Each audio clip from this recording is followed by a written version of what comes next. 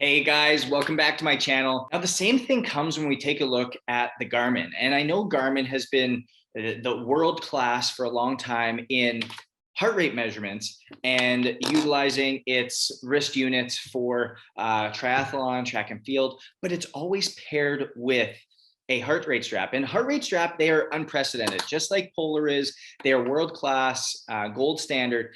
But what we're going to find really quickly here is that their PPG sensor is not as great as some of the other ones that we've experienced. Now, if I compare it again back to that Apple Watch, we see again at higher intensities, it starts to have this dropping, and we see that there's a lot underneath. So it's actually going to underestimate what our heart rate's at and where we're working. So that's something that we really got to be aware of. You see all the black down here versus being overestimated. So we really have to be aware of that when we're using the Garmin in a way in which is not facilitated in that without a heart rate strap. So same thing here. We see it with a weightlifting session.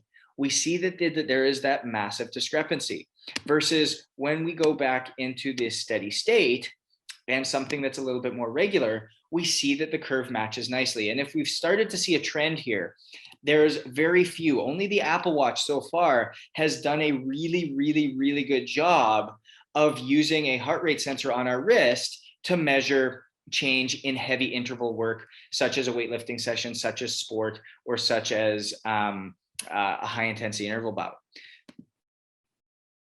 Here's another look at the Garmin in sport, and we can again see the same thing happen where it's kind of in and about, having a difficult time picking up those high intensity bouts paired with those lower intensity recoveries in between. So if we come back and we can again make a conclusion here, when we're wanting to choose a wearable to measure our HRV, measure our heart rate in exercise, measure our sleep and the quality versus quantity, we're not necessarily going to want to rely solely on the Garmin wrist unit. But if we pair it with a heart rate strap, it's going to be something that can really give us some quality information.